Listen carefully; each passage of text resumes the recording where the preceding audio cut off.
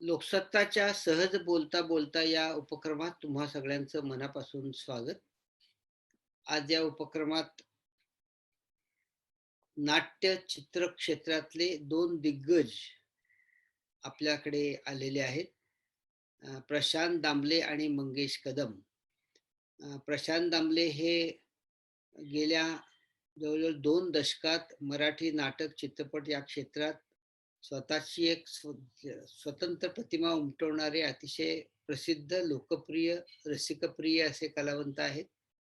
आणि मंगेश कदम हे स्वतः उत्तम दिग्दर्शक आणि उत्तम विनोदी अभिनेता म्हणून सगळ्या महाराष्ट्राला परिचित आहेत.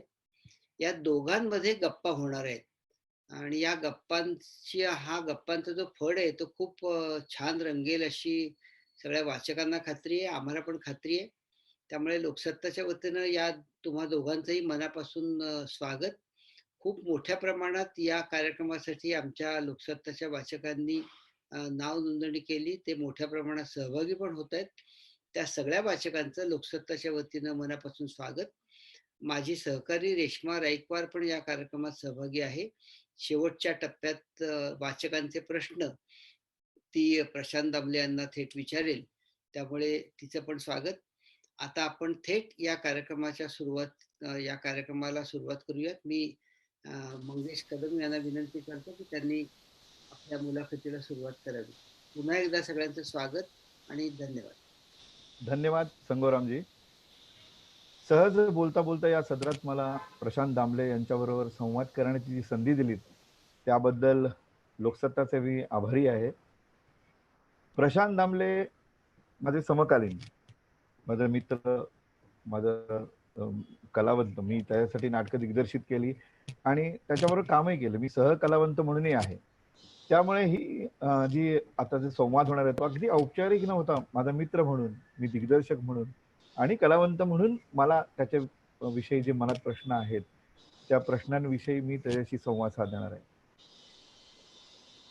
प्रशांतने आतापर्यंत 12,000च्या वर प्रयोग केले आणि अजून त्याचा प्रयोगांचा धडाका सुरूच आहे. हे करता करता मार्च महिन्यात तो जवळजवळ 365 दिवसात 400 प्रयोग त्यांनी केलेले आहेत, मला माहिती आहे. असा धडाकेबाज विक्रमादित्य याची घोडदौड चालू असताना अचानक मार्च महिन्यात कोविडचं हे सावट आलं आणि सगळं थांबलं. मनोरंजन क्षेत्राला तर त्याची पहिल्यांदा झळ बसली. तर प्रशांत, अगदी सुरुवातीला मला एक संवेदनशील कलावंत म्हणून मला तुला विचारायचं वाटतं की इतका तू कामात सतत बिझी व्यग्र असताना आताचं जे थांबणं आहे त्या थांबण्याबद्दल तुला काय वाटतं, कसं वाटतं? सर्वप्रथम लोकसत्ताच्या सगळ्या मंडळींना, सर्व वाचकांना माझा नमस्कार. एकतर अनेक वर्ष लहानपणापासून लोकसत्ता आपण वाचत आलेलो आहोत. त्यामुळे लोकसत्ताच्या वाचक म्हटलं की आपल्याला एक वेगळा अभिमान आणि वेगळी आपुलकी असते. आणि ते कोविड बद्दल सांगायचं झालं तर सुरुवातीला बरं का मंगेश, 13 मार्च हो 13 मार्चला डिक्लेअर झाले की आता बंद होणार सगळं. आणि 17 आणि 15 मार्चला माझे 4 प्रयोग होते. 14 मार्चला आणि 15 मार्चला 2 प्रयोग, असे 4 प्रयोग माझे पुण्यात होते आणि धाडकन ते कॅन्सल झाले. म्हटले सुरुवातीला जर बरं वाटलं की आता जरा आराम करायला मिळेल 10-15 दिवस, महिनाभर. पण हळूहळू जसं वाढायला लागलं तसं म्हटलं आता करायचं काय. मग हळूहळू जसं महिनाभर घरात फिरायला मिळालं तसं स्वतःचं घर बघायला मिळालं मला बऱ्याच वर्षांनी तागेपणी. आणि घराचा कोपरा मी स्वच्छ करायला घेतला आणि मी आणि माझ्या बायकोने. त्यामुळे सगळं घर A to Z सगळं घर स्वच्छ केलं. बऱ्याच दिवसाचे, बऱ्याच वर्षाचे माझे कागदपत्र सगळे जमले होते, ती नको होती कागदपत्र टाकून दिली. माझ्याकडे 60 ते 70 स्क्रिप्ट होत्या, तर सगळ्या मी काढून बाजूला ठेवल्या की आता हे काय कोरोनाचं काय कसं होणार आपल्याला, आपण सगळ्या बाजूला काढून ठेवाव्या. स्वतःच्या तब्येतीकडे लक्ष दिलं, जरा थोडासा व्यायाम करायला जरा जोरात सुरुवात केली. त्यानंतर या निमित्ताने खूप पॉझिटिव्ह माझ्या डोक्यात विचार आले की आपण मिळालेल्या संधीचा पुरेपूर वापर करावा. कारण कसं झालं, 85 डिसेंबरला लग्न झालं आणि तेव्हापासून मार्च 2020 मध्यंतरी 5-6 वर्षापूर्वी मला 1 महिन्याची सुट्टी मिळाली होती अटॅक येऊन गेला हो त्यावेळी. हो पण ती सुट्टी म्हणजे ती आजारी सुट्टी म्हणजे सिक लिव्ह आपण म्हणतो नाही का, सगळ्या ऑफिसेस मध्ये सिक लिव्ह जशी असते तशी माझी ती सिक लिव्ह होती. पण आताची जी सुट्टी आहे ही जबरदस्ती मिळालेली सुट्टी आहे आणि खऱ्या अर्थाने सुट्टी आहे.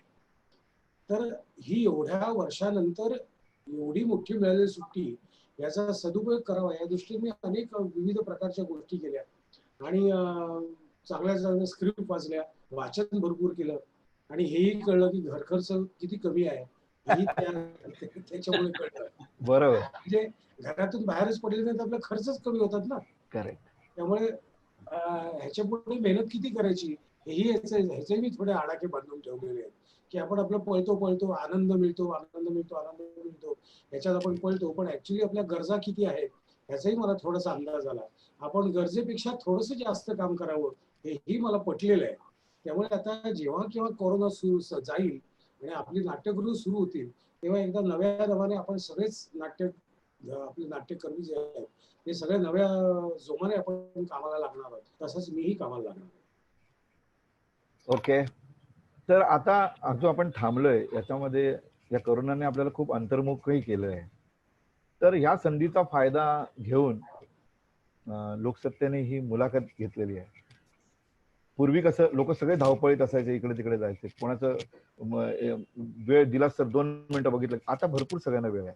या संधीचा फायदा घेऊन मी जर आहे ना तुझ्या बालपणाकडे जातोय. हा म्हणजे एक कलावंत आहे, तो इतका मोठा झालाय, परंतु तो त्याच्या लहानपणापासून त्याचा जो सगळा स्ट्रगल पिरियड आहे, सगळा जो काळ आहे, तो कसा काय त्याने घालवलाय याकडे मला जरासं तुला घेऊन जायचंय. म्हणजे तुलाही त्याचं पुन्हा एक रिव्हिजन होईल. तर मला असं तुला विचारायचंय की तू जरा तुझ्या बालपणाबद्दल सांगशील का? म्हणजे तू, तुझे आई वडील, भाऊ बहीण, शालेय शिक्षण, कुठे राहत होतात, तो परिसर, तिथलं वातावरण, तिथलं सांस्कृतिक घडामोडीबद्दल तू जरा सांगशील का? माझं जन्म हिंदू कॉलनी, दादर हिंदू कॉलनी. आता हिंदू कॉलनी म्हटल्यावर तिथे इतके सांस्कृतिक कार्यक्रम व्हायचे लहानपणापासून. म्हणजे मला आजही आठवतं की दिवाळीतले आमचे किल्ले हा एक आमचा विषय असायचा. प्रत्येक बिल्डिंग मध्ये किल्ला असायचा आणि मग ते किल्ले म्हणजे दिवाळीच्या आधी पूर्वी ती टूथपेस्ट कुठली तरी द्यायची, तर टूथपेस्ट मध्ये घोडा असले काय काय काय काय प्राणी बिणी मिळायचे. त्यानंतर सगळ्या टूथपेस्टची ती बुच जपून ठेवायची. म्हणजे किल्ला बनवण्यासाठी ज्या ज्या काही गोष्टी लागायच्या त्या सगळ्या ते 2 महिने आधीपासून आमची तयारी सुरू व्हायची. आणि माझं अख्खं बालपण जे आहे ते हिंदू कॉलनीत गेलं. माझी शाळा राजा शिवाजी विद्यालय आणि राजा शिवाजी विद्यालयाच्या बरोबर समोर माझं घर होतं इंदिरा निवास, 156 इंदिरा निवास, खंडित पार्क नर्सिंगच्या बाजूला. तिथे माझं म्हणजे आमचं घर होतं, तिथे मी राहायचो. आणि लहानपणापासून माझी तब्येत तुझ्या माझ्यासारखीच होती आणि त्यामुळे शाळेत असताना मैदानी खेळामध्ये मला फार कमी घ्यायचं. म्हणजे लांब उडी, धावतोय, साखळी वगैरे असल्या भानगडी कधी केल्या नाही किंवा घेतलंच नाही. मी केलं नाही म्हणजे कोणी घेतलं नाही म्हणून मी केला नाही. फार तर अंपायर म्हणून कधीतरी राहिलो होतो. पण स्थिर गोष्टीत म्हणजे तुला ठेवायचं अंपायर. तर त्यामुळे खेळ बीळ फार मैदानी खेळाकडे माझं फारसं लक्ष नसायचं.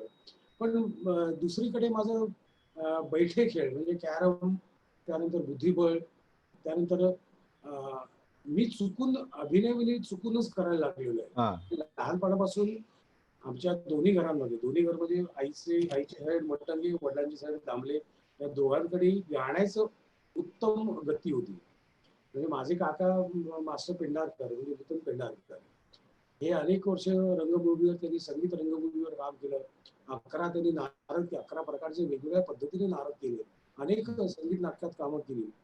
आणि माझ्या आईकडचे मामा वगैरे सगळे दिल्ली आकाशवाणीला AIR चे मुख्य वगैरे, म्हणजे दोघांकडे सांगीतिक पार्श्वभूमी आहे.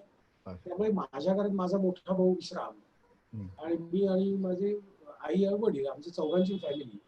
त्यामुळे लहानपणापासून गाण्याचं वातावरण घरात उत्तम होतं. त्यामुळे गाण्याकडे माझं जास्त लक्ष असायचं. आणि शाळेत असताना सुद्धा गाण्याकडेच माझं जास्त लक्ष होतं. हम्म. त्यामुळे हे नाटक बिटक हे सगळं नंतर आलं. कॉलेजमध्ये गेल्यानंतर नाटक आलं, हौशी रंगभूमी सगळी नंतर आली. पण सुरुवातीचा सगळा काळ टिपिकल मध्यमवर्गीय आपण असतो की नाही, मध्यमवर्गीय म्हणजे ठरलेलं एक बजेट असतं, त्या बजेटच्या बाहेर जायचं नाही. बरोबर. म्हणजे दिवाळीचे फटाके किती रुपयाचे, हे आता मी खूप जुनी गोष्ट सांगतो. म्हणजे आपल्या दिवाळीचं फटाक्याचं बजेट होतं की त्या बजेटच्या वर जायचं नाही. दिवाळी वर्षाला एकदाच कपडे असायचे. म्हणजे आपण जे आज पुस्तकात वाचतो ते खरं आपण अनुभवलेलं आहे की वर्षाला एकदाच नवीन कपडे, ते वर्षाला नवीन कपडे असायचे. शाळेचे ड्रेस सुद्धा 2 असायचे, ते व्यवस्थित घालायचे. बस फापट पसारा करायचे रे, लावलेत कपडे तसेच पडलेत महिनाभर. तसं नसतं, तसं नव्हतं. तर टिपिकल मध्यमवर्गीय, वडील एम्प्लॉयमेंट एक्सचेंज मध्ये होते, आई इन्कम टॅक्स मध्ये होती. पण सरळ मार्गी असल्यामुळे आमचं एकदम शिस्तबद्ध सगळं वातावरण होतं. आणि गणितामध्ये माझी खूप बोंब असायची कायमस्वरूपी. म्हणजे एकंदरीत माझी एक्स्ट्रा करिक्युलर ऍक्टिव्हिटीज एवढ्या चालायच्या शाळेत असताना की माझ्या आई वडिलांनी 10वीला आमच्या गायन मास्तरांना सांगितलं की आता तुम्ही त्याला घेऊ नका गाण्यामध्ये, कारण आधी त्यात 10वीची परीक्षा म्हणजे त्याच्यासाठी फाल्गुन मास आणि आमच्यासाठी पण फाल्गुन मास. तुम्ही शक्यतो त्याला गाण्यामध्ये घेऊ नका. तर गायन मास्तरांनी त्याला सांगितलं होतं तुम्ही काळजी करू नका, त्याचं काय कुठे आहे ते अभ्यासाचं आम्ही त्याचा कव्हर करून घेतो, पण गाणं त्याचं चालू राहतं. तर अशा पद्धतीचं सगळं लहानपण होतं. आणि ऐश म्हणजे त्यावेळेची ऐश म्हणजे हिंदू कॉलनीतून चालत चालत शिवाजी मंदिरात जायचं आणि नाटकाचे प्रयोग बघायचे, ही ऐश होती. आणि मग टिळक ब्रिजवरून चालत चालत घरी यायचं. आणि आई वडील म्हणजे मला आठवतंय आम्ही शेवटचं नाटक वसंतराव देशपांडेंचं पट्यार बघितलं होतं. ते शिवाजी मंदिरचा तो रात्रीचा पोलीसचे प्रयोग असायचे. आता ते 7:30 झालेले आहेत. पूर्वी 8:30चे प्रयोग असायचे आणि रात्री 11:45 तो प्रयोग संपला. मग आम्ही चालत चालत चालत चालत हिंदू कॉलनी टिळक ब्रिज वरून चालत त्या आत घरी येईपर्यंत नाटकाबद्दलच चर्चा चालली होती. वा. बाकी कुठली चर्चा नव्हती. आता किती चालायचंय, अजून किती चालायचंय, अजून किती वेळ लागेल, ही चर्चा नव्हती. Because it was a routine की हिंदू कॉलनीतून चालत शिवाजी मंदिरात जायचं आणि शिवाजी मंदिरातून चालत परत घरी यायचं. आणि जाताना नाटक कसं असेल याची चर्चा आणि येताना नाटक कसं होतं याची चर्चा, ही अशीच ती चर्चा असायची आमची चौघांची. त्यामुळे आमची चौघांची फॅमिली होती आणि चौघी चालत चालत जायचो आणि चौघी चालत चालत यायचो. आणि नाटकाशिवाय म्हणजे नाटक बघितल्यानंतर नाटकाशिवाय काही चर्चा नसायची. आता तसं बघायचं तर नाटकात जायला माझ्या घरच्यांची पूर्ण माझ्या विरुद्ध होते, पूर्ण बंदी होती माझ्यावर की मी नाटकात जाऊ नये असं स्पष्ट मत होतं सगळ्यांचं. पण संगीत नाटकाचं जेव्हा उतरायला लागलं तेव्हा होणारी जी काही धडपड आहे ती आमच्या घरच्या सगळ्यांनी बघितली होती. त्यामुळे नाटकात काम करणं म्हणजे पायावर धोंडा पाडून घेणं असं इतकं स्वच्छ त्यांचं मध्यमवर्गीय गणित होतं. त्यामुळे तुझं शिक्षण पूर्ण कर, कॉलेज पूर्ण कर, नोकरी कर आणि मग तुला काय करायचं तर टिपिकल आपलं जे असतं ते. हल्ली तसं नाहीये, पण त्यावेळी एकदम शिस्तबद्ध तसं होतं, त्या पद्धतीनेच मी केलं. पण लहानपण माझं एकदम खूप शिस्तीत गेलं. आणि ती मला असं वाटतं की ती शिस्त आजही माझ्यात आहे की मी फार काय म्हणतो आपण बेहिशेबी कारभार करत नाही. माझा कारभार बेहिशेबी आहे. जे असेल ते टायमात आहे, वेळेत आहे, प्लॅन्ड आहे. त्यामुळे मला त्या लहानपणी घातलेल्या जे काही शिकवलेलं आहे त्याचा फायदा मला आजही तेवढा असं मला वाटतं. एक्झॅक्टली. म्हणूनच मी तुझ्या बालपणाकडे आलो होतो. तर पहिल्यांदा नाटक तुझ्या आयुष्यामध्ये तू प्रेक्षक आणि नाटक असं तुझा संबंध होता, बरोबर आहे? त्याच्यानंतर तू माझ्या मते सिद्धार्थ कॉलेजमध्ये तू एंट्री घेतलीस, बरोबर आहे? आणि त्याआधी 76ला मी एसएससी झाल्यानंतर 1 वर्षासाठी मी चिंचवडला गेलो होतो. आणि चिंचवडला संगवी केसरी कॉलेज जे आहे, संगवी केसरी कॉलेजमध्ये मी 11वी केली. ओके. म्हणजे इकडचे माझे एकंदरीत उद्योग बघता आई वडिलांनी तू तिकडे जा, कारण माझी काही ती हाऊस काही सुटत नव्हती. गाणं हे ते एक्स्ट्रा करिक्युलर ऍक्टिव्हिटीज त्या माझ्या काही कमी होत नव्हत्या. त्यामुळे तर त्या तुकडा पाडण्यासाठी माझ्या आई वडिलांनी मला चिंचवडला पाठवला. तिथे माझे काका राहायचे, म्हणजे आता नाही येत ते, पण चिंचवडला तिथे पाठवल्यानंतर तिथे उत्तम वातावरण होतं. सगळी केसरी कॉलेजमध्ये आणि माझ्या आई वडिलांच्या दुर्दैवाने पहिलं नाटकातलं काम मी तिथेच केलं. हो. त्या नाटकाचं नाव होतं काका किशाचं. ओके. आणि त्यात माझं मी काम केलं होतं किशाचं. हो. त्यामुळे त्यांचे जे माझ्या आई वडिलांचं जे स्वप्न होतं की हा नाटकात जाणार नाही, ते स्वप्न तिथेच भंग पावलं. तर बरं बरं तिथे काकांना मी नंतर सांगितलं की मी असं नाटकात काम करतो. ते म्हणले, हा कर की, त्याला काय प्रॉब्लेम नाही. त्यांना माहित नाही माझ्या डोक्यात किती किडा आहे. हा. तो किडा इतका मोठा झाल्यानंतर काही बरोबर. वर्षानंतर, पण पहिलं नाटक मी जे केलं फुल फ्लेज नाटक काका किशाचं, ते मी सगळी केसरी कॉलेजमध्ये असताना स्नेह संमेलन असतं बघ, त्या हा. स्नेह संमेलनात केला. आणि बरोबर. मी इथे परत आलो बरोबर. कॉलेज सिद्धार्थ कॉलेजला.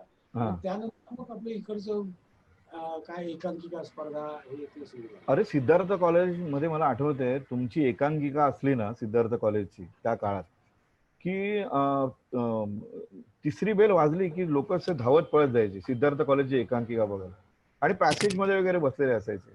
तू वाडकर म्हणजे ते प्रदीप पटवर्धन वगैरे. विजय पाटकर. हा पुढे तुमचा ग्रुप झाला. परंतु मला असं वाटतं की ते सगळ्यात महत्वाची वर्ष होती तुझ्या आयुष्यामध्ये. तुझ्या आयुष्यात सतीश पुळेकर नावाचा दिग्दर्शक आला होता, बरोबर आहे. आणि त्याने जे तुमची मोड बांधली, असे विचित्रच लोक होतात तुम्ही सगळे, वाडकर काय, प्रदीप पटवर्धन, हर्ष शिवशरण काय, आणि तुमचा तो अजूनही एकत्र आलं की विचित्रच आहोत. हा, ते वेड्या लोकांचा सगळा तो ग्रुप होता. तर ते कसं काय, त्याबद्दल जरा सांग ना, म्हणजे कसं तुझी त्यांच्यात एंट्री कशी झाली किंवा काय? काय मी कॉलेजमध्ये गेल्यानंतर सुद्धा मी गाणारा म्हणूनच होतो. कारण सिद्धार्थ कॉलेजमध्ये गाणारे फार कमी होते आणि सिद्धार्थ कॉलेजमध्ये बरेच दिसणारे पण कमी होते.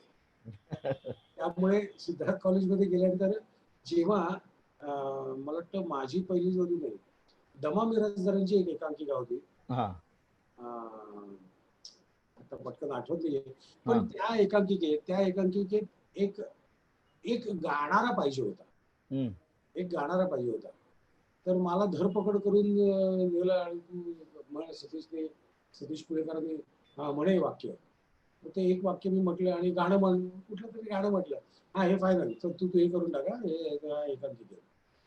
पण त्याचा काय झाला फायदा माहिती की 78 ते 82 म्हणजे ही 5 वर्ष आहेत. या 5 वर्षात मला मोठा रोल कुठलाही मिळाला नाही. म्हणजे मी कायम मॉब मध्येच होतो. रोल मध्ये जयवंत वाडकर, विजय पाटकर तर स्लॅपस्टिक करायचा. आजही तो तेवढाच ताकदीचा, वाडकर पण तेवढ्या ताकदीने काम करतो.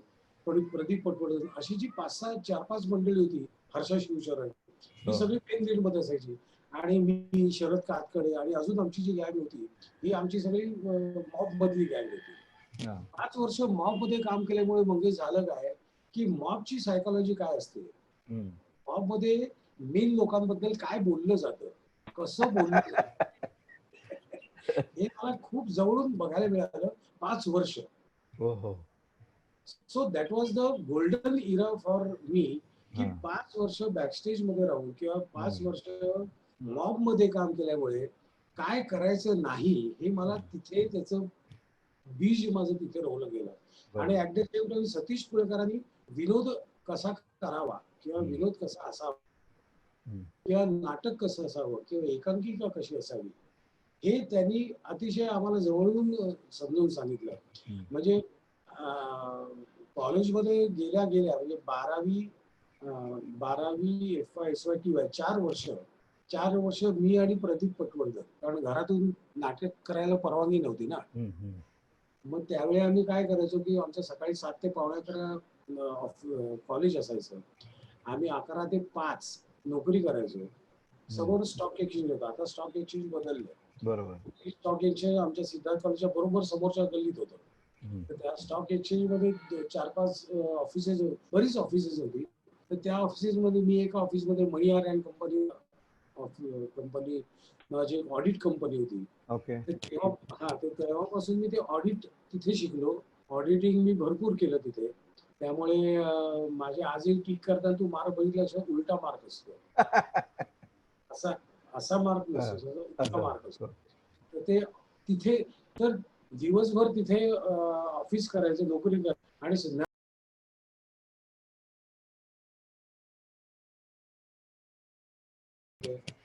तुम्ही सांगितल्याप्रमाणे मी दुसरं अजून एक शिक्षण घेतोय, ऑडिटिंग कसं करावं याचंही शिक्षण घेतोय जगण्यासाठी. म्हणजे समजा कॉलेजमध्ये फेल झालो तरी इथे जगू शकेल, आणि मग संध्याकाळी मी माझा छंद करतोय, त्यामुळे तुम्हाला बोलायचं काहीच कारण नाही. तर अशा पद्धतीने तो पूर्ण दिवस माझा तो बिझी असायचा, आणि अशी 5 वर्ष ती गेली. आणि मग त्या 5 वर्षात खूप काही शिकायला मिळालं, आणि सगळ्यात जास्त शिकायला मिळालं ते नाटकात कसं वागावं आणि नाटकात कसं राहावं.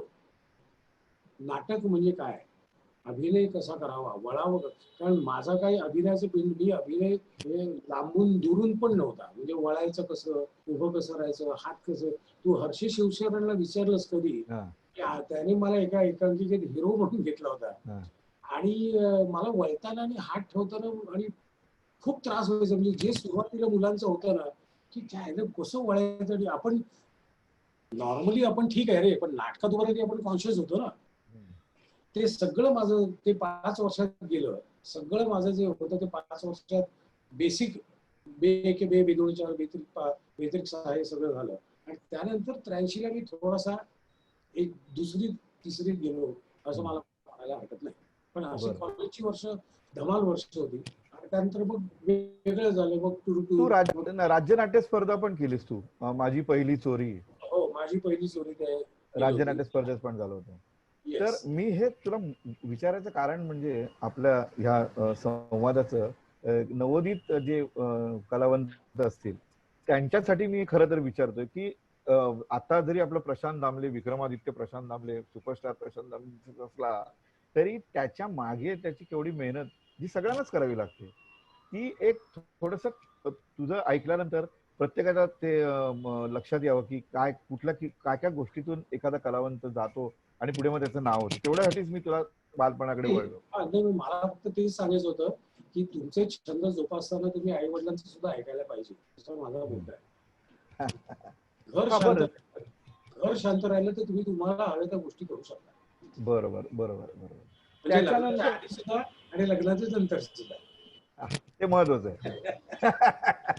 बरं मला सांग, टूर तुझं पहिलं नाटक का रे? हो, व्यावसायिक नाटक पहिलं टूर. हे टूरची ही सगळी मंडळी म्हणजे लक्ष्मीकांत बेर्डे, सुधीर जोशी, म्हणजे त्या नाटकाने नंतर जवळजवळ ते एक ट्रेंड सेटर नाटक होतं. म्हणजे त्याच्यात चेतन दळवी, दीपक शिर्के, तुम्ही सगळेच संदीप कश्यप सगळे होते. तर हे सगळं कसं तुम्ही एकत्र आला त्या पहिल्या नाटकामध्ये, कसं झालं? तुझं कास्टिंग कसं? मी उशिरा जॉईन झालो. टूरला उशिरा जॉईन झालो. काय मी आधी महाराष्ट्राची लोकधारामध्ये होतो.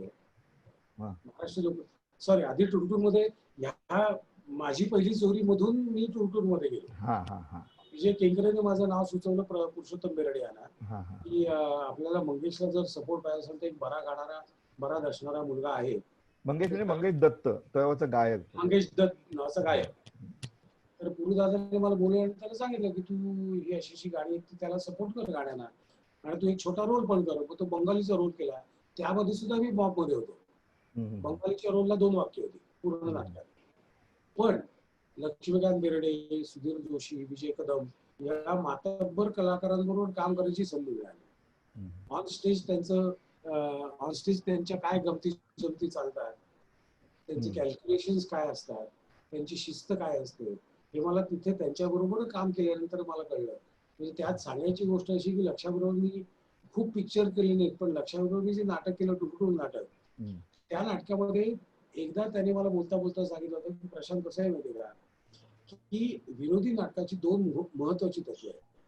पहिलं महत्वाचं तत्व म्हणजे कुठलाही विनोद तुला जर असं वाटत असेल की 8 ते 80 हा वयोगट तुझ्या नाटकाला यावा असं जर तुला वाटत असेल, तर पहिलं तत्व असं असायला पाहिजे की कुठलाही विनोद हा कमरेखालचा असता कामा नये. तो एक वेळ पीजे चालेल, पण कुठलाही विनोद कमरेखालचा असता कामा नये, स्वच्छ विनोद असायला हवा. आणि दुसरं महत्वाचं तत्व म्हणजे समजा मंगेश कदमने एखादा विनोद केला तर त्या मंगेश कदमने केलेल्या विनोदाला आधी तू रिॲक्ट व्हायला पाहिजेस.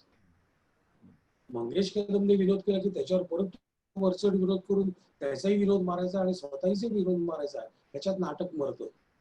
त्यामुळे 2 विनोदाच्या मध्ये कमीत कमी 20 ते 25 सेकंदाची गॅप असणं गरजेचं आहे. 2 महत्वाच्या गोष्टी त्यांनी मला त्या शिकवल्या, ज्या अतिशय मला आयुष्यभर उपयोगी पडल्या. त्याच्यानंतर तू महाराष्ट्राची लोकधारामध्ये तू काही प्रयोग केले, बरोबर आहे? खूप केले प्रयोग. ते कसं काय तू तिथे? नाही, ते कसं झालं की एका पूर्वी गणपतीचे दौरे खूप व्हायचे. ते कमीत कमी 15 दिवसाचे गणपतीचे दौरे असायचे. तर त्या ऋतूमध्ये काम करता करता एका गणपतीच्या दौऱ्यामध्ये 2 दौरे क्लॅश झाले. म्हणजे टुरटूचा पण दौरा होता गणपती आणि लोकधारीचा पण गणपतीचा दौरा होता. माझा आयुष्यात प्रॉब्लेम असा आहे की माझी गाणी पाठ होत नाही.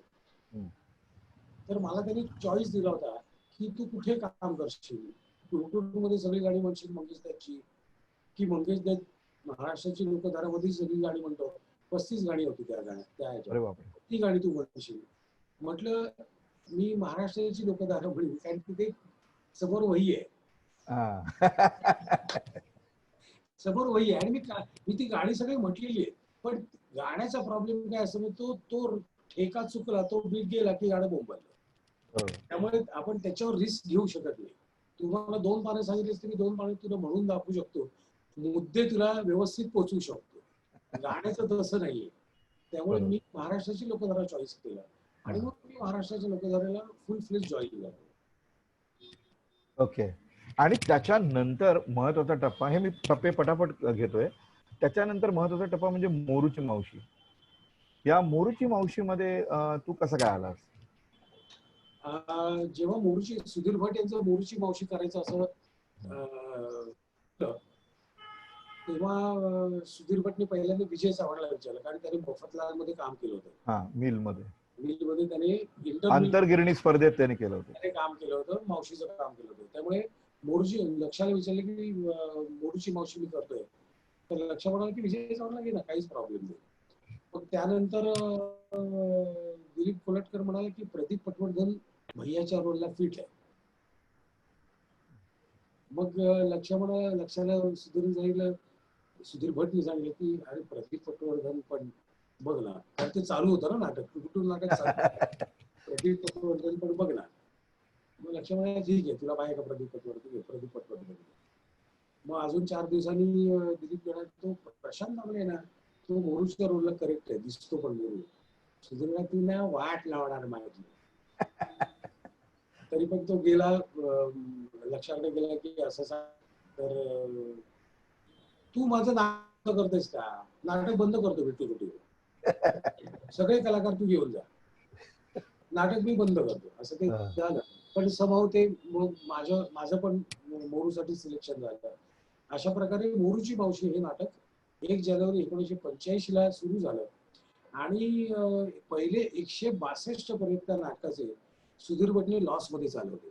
हे नाटक आता आपल्याला दिसतं, अरे बापरे 3000 2000 प्रयोग झाले, पण सुरुवातीचे जे खड्डे पडले सुधीर भटला, ते कोणाला निर्माता म्हणून जे खड्डे पडले ते कोणाला अजून दिसले नसावे किंवा विसरले गेले असावे, कारण पुढे यश लक्षात राहतं. पण 162 प्रयोग सुधीर भटने ते नाटक चालवलं. आणि पूर्वी गजरा होता टीव्हीवर, गजरा, विनय आपटेकडे तो गजरा होता. तर गोव्यामध्ये काहीतरी फेस्टिवल होता आणि तिथे मोरूच्या मावशीचं नाटक सादर करणार होतो. आणि ते शूटिंग विनय आपटेने केलं आणि त्या शूटिंग मध्ये टांगटिंग टिंगा हे नाटक त्यांनी शूट केलं. ते टांगटिंग टिंगा नाटक त्याला गाणं इतकं छान झालं की त्यांनी इथे आल्यानंतर ते नाटक आणि गजऱ्यामध्ये ते अख्खा तो पोर्शन दाखवला. आणि टांगटिंग टिंगा हे नाटक गाणं त्यांनी 2 वेळा दाखवलं.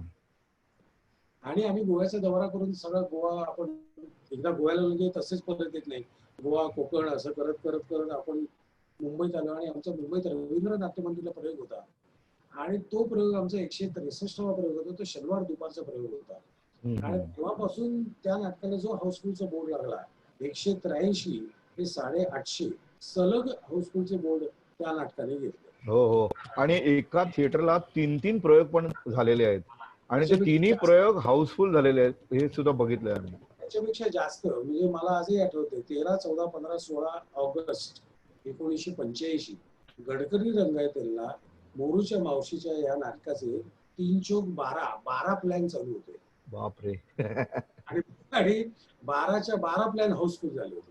प्रशांत, हे ठीक आहे, पण त्याच काळात तुझं लग्न झालं होतं, बरोबर आहे? नाही नाही, आता मी मूळ मुद्द्याकडे येतो. त्याच काळात तुझं लग्न झालं होतं. गौरीला, तुझ्या बायकोला हे हे हे सगळं तुझं पंचांग बघून काय वाटत होतं रे तेव्हा? नाही, सुदैवाने झालं काय, ती पण नाटकातलीच होती, म्हणजे नाटकात काम करत नव्हती. तिचे वडील साहित्य संघाशी संबंधित होते. ओके. त्यामुळे नाटक काय असतं, नाटकातली माणसं काय असतात, त्यांचं वेळापत्रक काय असतं, हे सगळं तिला माहिती होतं. त्यामुळे मला खूप त्रास झाला नाही. पण बायको म्हणून तिला जे वाईट वाटतं ते वाटणारच, त्याला काही इलाज नाही. म्हणजे 27 डिसेंबर 85 ला आमचं लग्न झालं, 28 डिसेंबरला पूजा झाली आणि 29 डिसेंबरला मी सकाळी 7:45ला गेलो, तर रात्री पाऊणला आलो, कारण 3 प्रयोग होते. म्हणजे मी सुधीर भटला विचारलं सुद्धा, अरे काय हनीमून आम्ही करायचं आहे काय? तर काय नाही, तिथे आता कोल्हापूर दौरा करूया ना, तिथे आपण करूया हनीमून. अरे आपण, मला करायचं हनीमून. म्हणजे सुधीर भटची तुला स्टाईल माहिती कशी होती. म्हणजे शेवटी हनीमून साठी असा वेगळे दिवस तुला देतो वगैरे असं काही झालं नाही. एकात एक सगळं ते होत गेलं. आणि म्हणूनच मला आत्ताच्या सुट्टीचं महत्व त्याच्यासाठीच आहे की 85 डिसेंबर पासून ते 2020 मार्च एवढा मोठा पट्टा आहे की आम्ही एकमेकांना गप्पा मारतोय. एक 8-8 दिवस, 10-10 दिवस, असं कधीच झालेलं नाहीये. तर कोरोनाच्या कृपेने मला एवढे गप्पा मारायला मिळालेले आहे, इतके महिने. पण मोरूची मावशी फारच, म्हणजे ते तुझा एक टप्पा होता. कारण असं आहे की तिथे सुधीर भट आणि अशोक पत्की आणि प्रशांत दामले याचं एक सूत्र बनलं होतं. आणि त्या तिघांनी मिळून खूप नाटकं, त्याच्यामध्ये म्युझिकल होती, अनेक प्रकारची कॉमेडी नाटकं होतीच, पण त्याच्यावर वेगवेगळ्या पद्धतीची संगीत नाटकं पण त्यांनी केली, म्युझिकल नाटकं केली. मला तर असं वाटतं की तुला गाता ठेवला सुधीर भटने. सुधीर भटला तुझा आवाज इतका आवडायचा आणि त्याच्यासाठी ते लेखकाला सांगायचे, दर 2-3 गाणी टाक ना, जे तुला नंतर कळायचं आणि तू म्हणायचं काय काय गाणी म्हणे काय नाही. किंवा अशोक पत्कीनी प्रशांत दामले आहे म्हणून काही गाण्यांचे एक वेगळ्या पद्धतीने, विशिष्ट पद्धतीने गाणीही करायची. त्याबद्दल सुदैवाने झालं काय माहिती का मंगेश, की माझा गळा गाता राहण्यासाठी मुख्य कारण सुधीर भट पहिलं कारण, दुसरं कारण आहे ते अशोक पत्की. कारण सुधीर भटने कितीही सांगितलं की प्रशांतला गायला सांग किंवा गायला लाव, तरी माझी लायकी आहे की नाही हे ठरवण्याचा हक्क अशोक पत्कीचा आहे. त्यामुळे अशोक पत्कीने मला ऐकल्यानंतर त्यांनी मला विचारलं, त्यांनी मला 5-6 गाणी गाऊन माझ्याकडून घेतली. मग त्यांनी माझी रेंज काय हे बघितली, आवाजाचा पिच काय आहे, त्याची कपॅसिटी काय आहे, हे सगळं अशोक पत्कीने अभ्यास केला. आणि खऱ्या अर्थानं अशोक पत्कींनी मोरूची मावशीमध्ये एक गाणं होतंच, म्हणजे ती एक गझल होती, जिंदगीची गरी मोती जर मागते रमे दूरी, जिंदगीची मात गरी, इंतजारी आधी उमर गुजरी, इंतजारी आधी उमर गुजरी, आधी मायूस दर्द जपत उरी. आता हे चारच ओळी माझ्या एकट्याच्या होत्या अख्ख्या नाटकात, तसं बघायला गेलं. आणि आता मोरूची मावशी म्हटल्यावर मोरू जरी नाव मोठं असलं तरी मोरू हे कॅरेक्टरची ताकद ही 3 नंबरची होती. पहिली मावशी, मग भैया आणि मग मोरू. बरोबर. पण गाणं हा किती गाऊ शकतो याचा अंदाज ह्या 4 ओळी देऊन त्यांनी घेतला. आणि त्यानंतर मध्ये त्यांनी जे कोपच्यात घेतला ते आजपर्यंत घेतला. त्यानंतर तू खूप नाटकं केलीस त्याच्यामध्ये. त्याच्यानंतर खरं अजून एक टप्पा म्हणजे गेला माधव पुणेकडे, बरोबर आहे? हा एक टप्पा, कारण त्या नाटकाचे पहिल्यापासून हाऊसफुलचे बोर्ड लागायला सुरुवात झाली होती. ते सुद्धा दंगलीत. हो, दंगल चालू होती तेव्हा. आणि दंगलीतही 6 डिसेंबरला दंगल झाली, 7 डिसेंबरला नाटक ओपन झालं.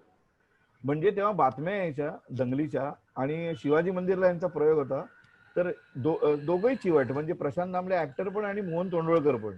बघूया तर खरं लोक येतील रे, बघूया. तर खरं असं करत करत ते दंगलीतच प्रयोग तुमचे व्हायचे. त्यावेळी कसं, त्यावेळी 92ला म्हणजे पहिलं नाटक म्हणजे ब्रह्मचारीला मी माझे हिरो म्हणून मी पहिलं नाटक केलं, मी आणि वर्षा उसगावकर. त्यानंतर ऍज ए हिरो, कारण पुढची जी पाहुणा नाटक केलं होतं, पाहुणा उषाताई होत्या, अरुण नलावडे होता, भालेकर होता, सोनिया मोळे होती, बरोबर, अशा मोठी टीम होती, म्हणजे डिवायडेड रोल होते. त्यानंतर चल काहीतरीच काय केलं, चल काहीतरी मी आणि पट्या. पण आणि प्रशांत दामले हे 92ला लीला माधव कोळीकडेला लागलं होतं. बरोबर. आणि त्याचं मला खूप अप्रूप होतं. आपण शिवाजी मंदिरला आत शिरलं की बोर्ड बघतो, आणि तो बोर्ड बघितल्यानंतर जे छातीत धडधड धडधड धडधड जे होतं, की now we are answerable, we are going to have, म्हणजे आपल्याला खूप जास्त अन्सरेबल आपण आहोत. पण तुझी गंमत सांगतो, तू मोरूची मावशी धडाक्याने चालू होतं आणि सुधीरला वाटत होतं की हा मुलगा आहे, ह्याच्यात गळा गाता आहे, तर याला घेऊन आपण ब्रह्मचारी नाटक करूया, आणि त्याची तयारी चालू केली होती.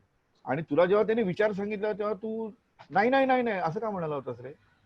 एक प्रमुख भूमिका तुला देऊ करत होता, एखाद्या माणसाला खूप आवडलं असतं ना की आम्ही करेन, तर तू नाही नाही का म्हणत होता? अरे मंगेश, त्यावेळची परिस्थिती लक्षात घे. त्यावेळची परिस्थिती, मी जस्ट माझं लग्न झालं होतं 85 डिसेंबरला. मग एक तर नाटकात काम करत होतो मी, आणि नवीन बरं मोरूची मावशी तुफान महिन्याला असेल, तर आता हे ब्रह्मचारी चालेल नाही चालेल, कारण तुला माहिती आहे नाटक म्हणजे तीन पत्तीचाच खेळ आहे. बरोबर. ब्लाइंड आहे तो, पण ब्लाइंड ओपन झाल्यानंतर, नाटक ओपन झाल्यानंतर कळतं समोर 100च प्रेक्षक आहेत, चला घरी, असं होतं ते. पण प्रशांत, तेव्हा तू नोकरीला होतास की बीएसटी मध्ये? अरे नोकरीला होतो, पण म्हणजे होतो आणि नव्हतो दोन्ही. म्हणजे अरे किती सुट्ट्या माझ्या, मावशीचा प्रयोग, मग ते ऍडजस्ट कसं करायचे? नाही, मग नंतर मी खूप लाज वाटून मग मी शेवटी विदाउट पे सुट्टी टाकली. अरे 5 वर्षाची. 5 वर्षाची? 5 वर्षाची विदाउट पे सुट्टी टाकली मी शेवटी. खूप लाज वाटायला लागली मला. दररोज साहेबाकडे जायचं, तर छोडत होतो घंटा आली, तर असे सारखं रडायचं, म्हणजे फार भीती. आणि मला ते राग यायला लागला माझा स्वतःचा, सारखं हे काय, एकदा काय तो निर्णय घ्यायला पाहिजे ना आपण. मग तो निर्णय मी 92 मध्ये घेतला. पण मोरूची मावशी टू ब्रह्मचारी नाटक करण्याच्या मागे सगळ्यात मोठा हात विजय चव्हाणचा आहे. आणि मला बाजूला घेऊन सांगितलं, काय आपले जे सहकलाकार होते ना मंगेश, इतके छान होते, म्हणजे सुदैवाने माझ्या बरोबरचे सगळे सहकलाकार इन्क्लुडिंग यू इतके सपोर्टिव्ह. अडचणी प्रत्येक नाटकाला येतच असतात, तो काही विषय नसतो, पण अडचणींवर मात कशी करायची पॉझिटिव्हली, ही खूप महत्वाची गोष्ट आहे. विजय चव्हाणने मला अगदी त्याला बाजूला घेऊन त्याने मला सांगितलं, प्रशांत, हिरोचा रोल, सुधीर विचारतोय, हिरो आणि हिरोईनचा रोल आहे, असा चान्स तुला परत येणार नाही आयुष्यात. मोरूची मावशी, तुला नाटकात काम करायचं मलाही कळते, तुझं किती प्रेम आहे, पण असा रोल, असा चान्स तुला आयुष्यात मिळणार नाही, त्यामुळे तू हा चान्स घ्यायला पाहिजेस. जर तुला वाटलं की ब्रह्मचारीचे प्रयोग कमी आहे, तर ये ना परत इथे मावशींचे प्रयोग करायला, काही प्रॉब्लेम नाही, उलट युअर वेलकम. मलाच त्रास होणार आहे, तू जाशील तेव्हा मलाही त्रास होणार, नवीन कलाकार बरोबर ऍडजस्ट करायचं. बरोबर. पण तुला जर हा उत्तम रोल मिळत असेल, उत्तम चान्स मिळत असेल, तर यू मस्ट गो, तू घ्यायलाच पाहिजेस हा चान्स, असं सांगून विजय चव्हाणने मला ढकललं. आणि it was a sweet heart, तुला माहिती आहे. त्याने मला सांगितलं, मी मान्य केलं. आणि मग ब्रह्मचर्य तालमी सुरू केल्या. त्या ब्रह्मचर्य तालमी सकाळी 7 ते 3 असायच्या, 7 ते 2:30, 7 ते 3. शिवडीला ते ओपन आहे बघ, सकाळी 7 ते 3 तालमी, आणि मी 3:30, 4, 4:30चे प्रयोग करायचे मावशीचे. ओके. तालमी चालू असताना. आणि मग 5 एप्रिल 1986 ला ते नाटक ओपन झाल्यानंतर त्याचेही 515 वगैरे प्रयोग झाले होते. पण तरी जेव्हा चान्स मिळाला की मी जायचो मावशी करायला. पण तुला मग हे गेला माधव झाला, त्याच्यानंतर तुला कॉन्फिडन्स आला की तू ती नोकरी सोडली, पण त्याच्यानंतर तुला असं भीती वाटली कधी पुढे आयुष्यात की अरे नोकरी सोडली त्याची? नाही, कसं झालं होतं माहितीये का, की गौरी आणि माझं खूप छान ट्युनिंग आहे, आणि त्यावेळी चंदना पण झाली होती. मोठ्या मुलीचा जन्म पण असेल. मी गौरीला विचारलं की काय करते, म्हणजे मला कॉन्फिडन्स आहे, पण म्हटलं नाटक हा व्यवसाय असा आहे की खालीवर खालीवर होऊ शकतो. आज मला या महिन्याला समजा मला 1000 रुपये मिळाले असतील, पुढच्या महिन्याला 800 मिळतील, कारण त्यातली नाईट काय होती तुला माहिती आहे. म्हणजे माझी पहिली नाईट होती, टुरूटूची नाईट होती 25 रुपये. तिथपासून आपण सुरुवात केलेली आहे.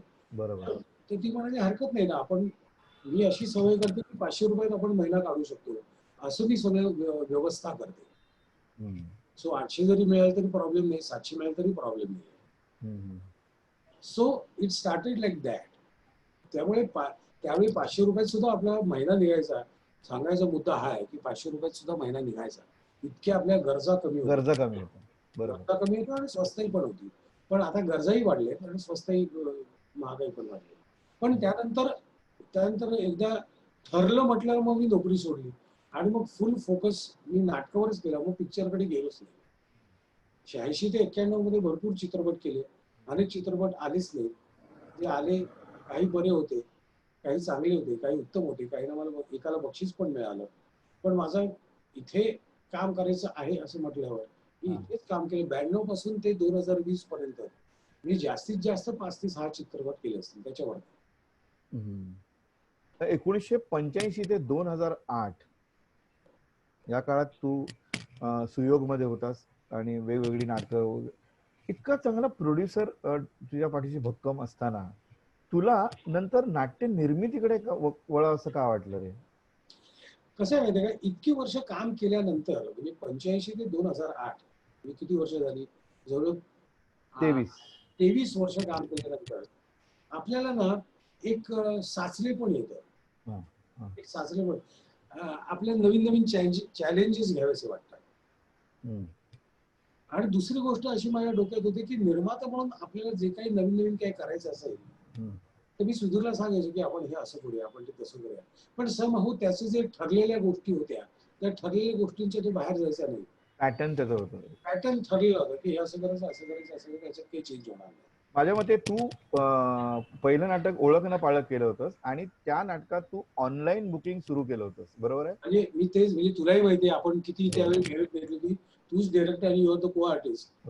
मला या लोकसत्ताच्या सगळ्या मंडळींना सांगायला, अभिमानानं सांगावं असं वाटेल की मंगेश साक्षीदार आहे की फक्त मुंबई नाही, महाराष्ट्र नाही, तर संपूर्ण भारतातलं पहिलं ऑनलाईन बुकिंग ओळख न पाळख या नाटकाला सुरू झालेलं आहे.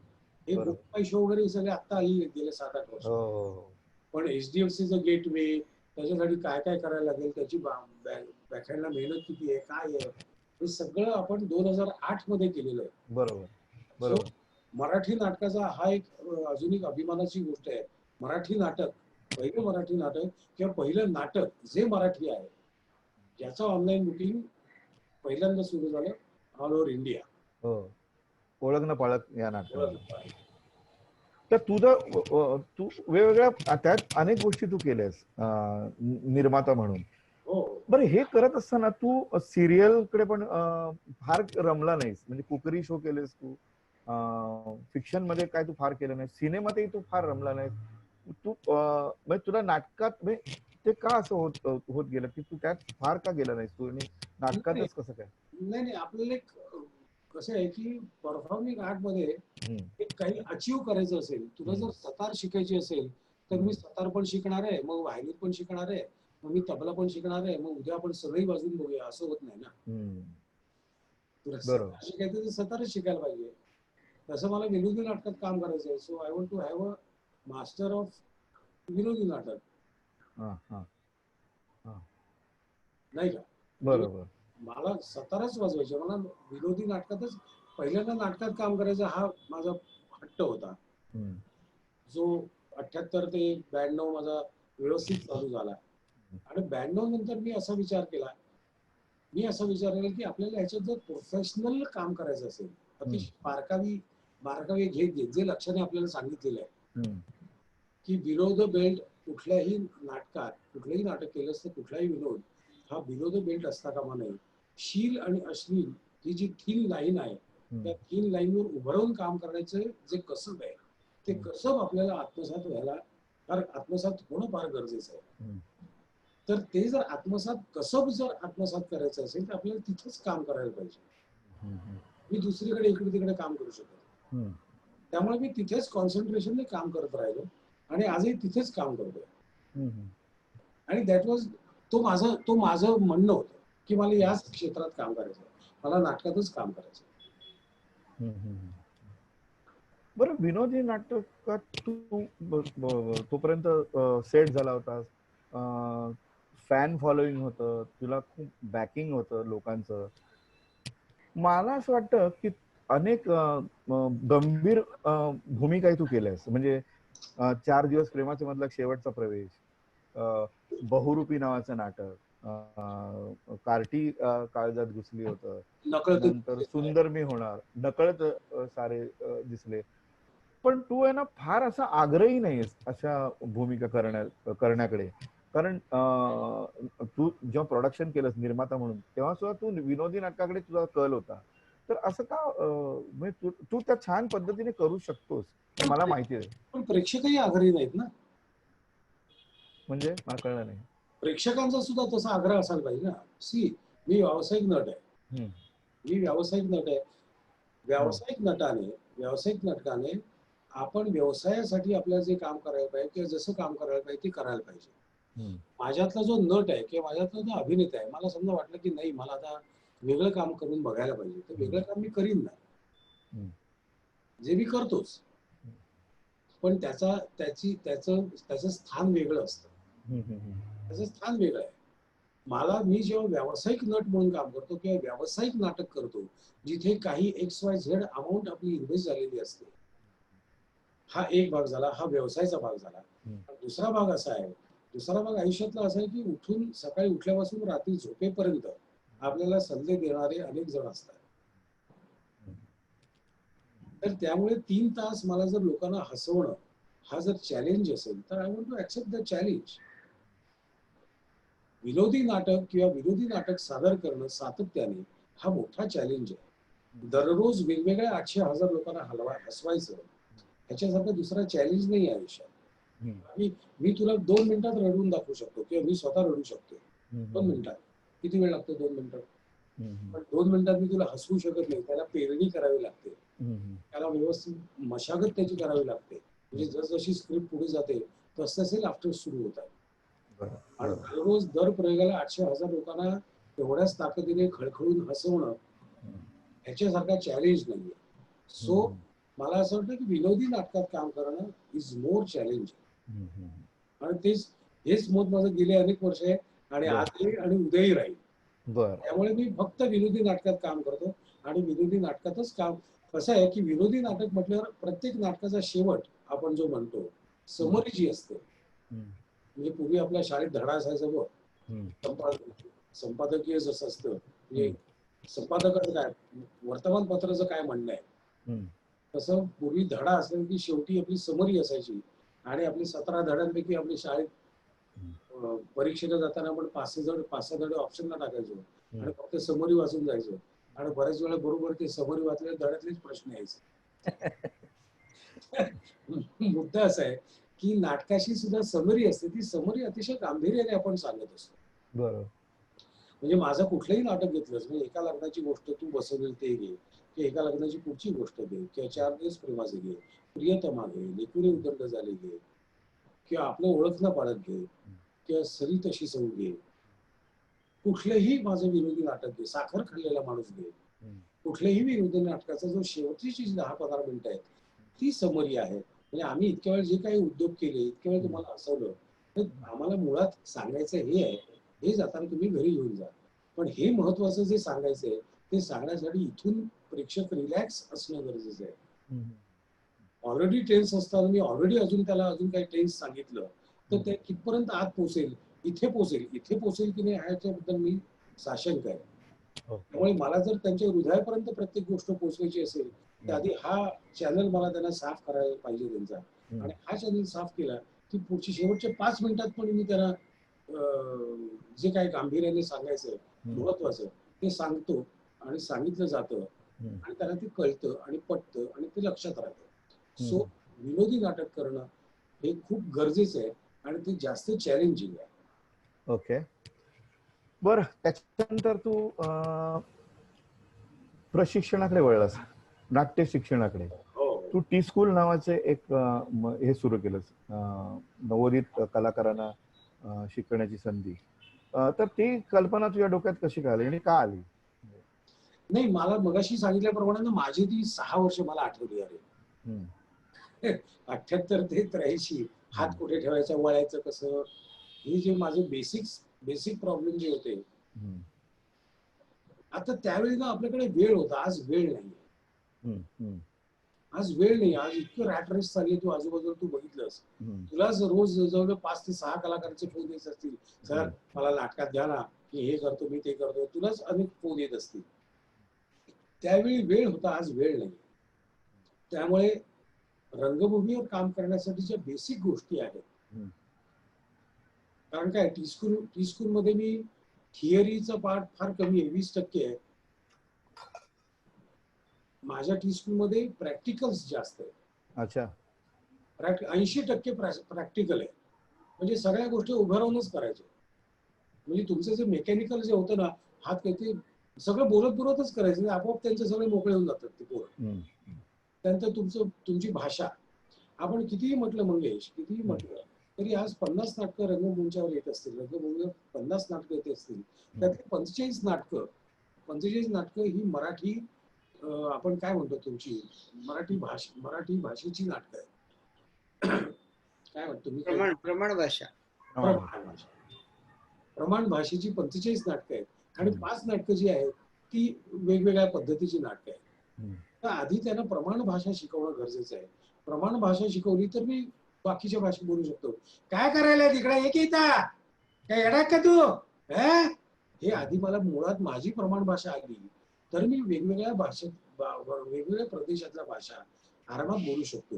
प्रमाण भाषा येण्याचं कारण असं आहे की मला जर 45 नाटकांमध्ये काम मिळवायचं असेल तर मला प्रमाण भाषा महत्वाची आहे. त्यामुळे माझ्या टी स्कूलमध्ये मी आधी प्रमाण भाषा शिकवतो. बोलायचं कसं, स्वच्छ बोलायला पाहिजे. आज बोलणारी मुलं हिंदी, इंग्लिश, मराठी 3 एकत्र बोलतात. चल ना, क्या कर रहा है यार तू, कम ऑन यार, असं त्यांची भाषा आहे. पण आपण जेव्हा मराठी नाटकात काम करतो तेव्हा त्यांना प्रमाण भाषा, मराठी भाषा यायला पाहिजे. स्वल्पविराम, उद्गारवाचक चिन्ह, क्वेश्चन मार्क, पूर्णविराम सुद्धा हल्ली वाचताना घेत नाही, माहितीये का तुला? पूर्णविराम म्हणजे काय, थांबायचं असते तिथे अण्णा, थांबत नाहीत मुलं. त्यामुळे पूर्वीचे जे आपले दिग्दर्शक होते, दिलीप कुलटकर, वामन केंद्रे, तू, विजय, तुमची जी पिढी आहे ना, म्हणजे आपली जी पिढी आहे, ही पिढी कलाकारांना किंवा नवीन मुलांना बोलायला शिकवते. बरोबर. पण आता तुमच्याकडेही तेवढा वेळ नाही की हे बाबा, तुमच्याकडे येणारे नटच किंवा काम करणारे नटच आज माझ्याकडे 5 तास आहेत. आता 5 तासात तू काय डोकं आपटणार? So that is your problem as a दिग्दर्शक म्हणून, आणि निर्माता म्हणून माझाही तो प्रॉब्लेम आहे. त्यामुळे टी स्कूलमध्ये स्वच्छ बोलणं, त्यांचे हातवाऱ्यांचे जे प्रॉब्लेम आहे तो सोडवणं, गाणं शिकवलं जातं. कारण आपण जे 50 मिनिटं बोललेलो आहे, 50 मिनिटामध्ये प्रत्येक वाक्याला, प्रत्येक अक्षराला, प्रत्येक शब्दाला सूर आहे. आणि आपल्याला जे तुझ्यापर्यंत किंवा लोकांपर्यंत पोहोचवायचं आहे त्या प्रत्येक शब्दाला आपल्या अपरोक्ष आपण अंडरलाईन करतोय. त्यामुळे वाक्याचा पूर्ण अर्थ काय म्हणायचंय मंगेशला, काय म्हणायचंय प्रशांतला, हे सगळ्या 842 लोक पहिला आज अगदी हाऊसफुल झाल्याचं कसं वाटतंय. 842 लोक आहेत मंगेश. हो, तू असशील की त्याकडे सगळं असंच होतं रे. बऱ्याच दिवसांनी 842 लोक बघितली. प्रयोग हाऊसफुल झाल्यासारखं. आता प्रयोग हाऊसफुल. तर ह्या सगळ्या महत्वाच्या गोष्टी, ताल आहे, प्रत्येक वाक्याला ताल आहे, प्रत्येक वाक्याला सम आहे, शिकवलं जातं, डान्स शिकवला जातो.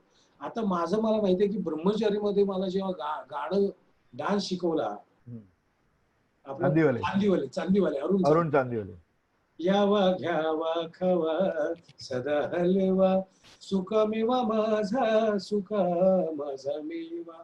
आता गाणं आणि डान्स आणि त्यात ती त्यावेळी माझे जे हाल झाले होते ते ते चालून गेले कारण वेळ होता. हा. आज वेळ नाहीये. आजच्या निर्मात्यांकडे वेळ नाही, लेखकाकडे वेळ नाही, दिग्दर्शकाकडे वेळ नाही, कुणाकडेच वेळ नाहीये. त्यामुळे ह्या मुलांना या टीस्कूलमध्ये या सगळ्या गोष्टी शिकवल्या जातात. निदान प्राथमिक धडे तरी दिले जातात की व्हॉट इज व्हॉट. त्यामुळे टीस्कूल्स का कोर्स तूही आलायस, तू हो, हो. 4-5 वेळा फायनलला हो. आलेला आहेस. हो. म्हणजे शून्यातून निर्माण झालेले 3 महिन्यात कलाकार कसे कलाकार मी म्हणणार नाही, मी कलाकार म्हणणार नाही कारण रॉ मटेरियल. पण ते सगळे एकत्रित पुंजी तयार होते डोक्यात की आपल्याला जर पुढे जायचं असेल तर आपल्याला ह्या गोष्टी आपल्याकडे आहेत, आपल्याला काय येतं हे जर माहिती असेल तर काय येत नाही ते आपण वाढवू शकतो. बरोबर बरोबर. आज मी जे लढतोय मला माहितीये काय येत नाही, तुलाही माहितीये मला काय येत नाही. त्यामुळे काय येतंय ही आपली झाकीमूठ 1.25 लाखाची असते. बरोबर. आणि मला वाटतं तू आता या कोरोनाच्या काळात इथे ऑनलाईन पण तू करतोस, मला असं वाटतं. हा, ऑनलाईन सुद्धा मी करतो. मी कॅनडाची एक बॅच केली, शिकागोची एक बॅच केली, 40 मुलांना मी ऑनलाईन शिकवलं. पण प्रशांत असा शांत राहणारा माणूस नाहीये. नाही पण हे बघ, ऑफलाईनची जी मजा आहे ना ती ऑनलाईन अर्थातच लिमिटेड काम आहे. बरोबर आताच ना म्हणजे 887 लोकांना आपण बघू शकत नाहीये. बरं प्रशांत, एक असं मला प्रश्न विचारायचा की आधीची जी नाटकं होती, विनोदी नाटकं, म्हणजे मोरूची मावशी, ब्रह्मचारी, तू जी केली होतीस ती 4 दिवस प्रेमाचे वगैरे वगैरे, तर आणि आता विनोद नाटकातला हा जरा बदलतोय का रे? बदलतोय नाही, ह्याचं कारण मला वाटतं ना, याला कारण दिग्दर्शक आहे. अरे बापरे, माझ्यावरच आलास तू. बरं ठीक आहे. तुम्ही माझ्यावर कशी छडी काढली तरी तुम्ही आता का नाही काढत छडी? आता काढा ना छड्या.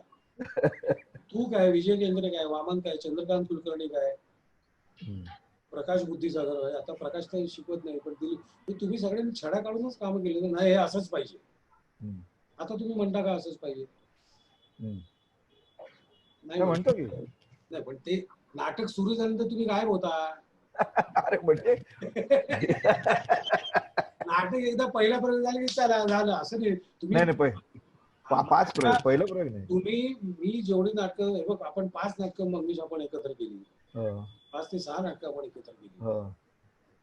मग त्या तू काही आला नाहीस असं झालं नाही. दर 15-20 प्रयोगाने हळूच तू चोरून बघायचा नाट्यगृहात येऊन. एक्झॅक्टली. मग हे करत नाही आता. Surprise visit. मग ती असायची 20-25 प्रयोगानंतर आज काय ऍडिशन आहे, आज कोणी काय हावरेपणा केलाय. अरे लेखक पण आहे, आता गेला माधव पुणेकडे मध्ये हाय काय नाही काय हा जो मुद्दा आहे की ही जी ऍडिशन आहे ती ऍडिशन मला 100व्या प्रयोगाला सापडली. आणि वसंत सबनीस काकांना कोणतरी सांगले प्रशांत दामले अशी ऍडिशन घेता. मग त्याने हळूच एक तिकीट काढलं दिनानाथला, तिकीट काढलं, नाटकाचं तिकीट काढलं आणि मागे जाऊन बसले आणि नाटक संपल्यानंतर आत आले. ते म्हणाले की प्रशांत तुझी ही ऍडिशन खूप छान आहे, माझीच वाटते, मीच लिहिली असं वाटतं, पण मी इतक्या वेळा ती लिहिली नसती. बरोबर. जिलबी आहे ती जरा जपून वापर ना, सारखी जिलबी घ्या असं नसतं करायचं. जरा जपून पहिल्या अंकात 2-3 वेळा घे, 3 वेळा घे, दुसऱ्या अंकात 2 वेळा घे. परिस्थिती अशी यायला पाहिजे की तू हात वर केला की लोकांनी म्हणायला पाहिजे अरे काय नाही, असं ते व्हायला पाहिजे. तूच म्हणतोय आणि मग लोक नुसते बघतात असं नाही. बरोबर. ही जी पुसट रेषा आहे प्रेक्षक आणि कलाकारांमधली जी पुसट रेषा आहे ती जर पुसली गेली तरच ते लोक म्हणतील हाय काय नाही काय. मग ते व्हायला लागलं. म्हणजे 6व्यांदा आणि 7व्यांदा मी हात वर करायचो की ते हे करायचं तेव्हा लोकच म्हणायचे हाय काय नाही. सो दॅट सी, मग आता ही शिस्त तुम्ही पाळायला पाहिजे ना. दिग्दर्शक म्हणून तुम्ही छडी काढायलाच पाहिजे. 20-25 प्रयोगानंतर तुम्ही यायलाच पाहिजे काय झालंय बघायला पाहिजे तुम्ही. आम्ही कलाकार हावरट असतो, आम्ही कलाकार बेशिस्त काय काय होतो, पण कंट्रोल करायचं काम निर्माता, दिग्दर्शक आणि लेखक यांचं आहे. प्रेक्षक आहेतच.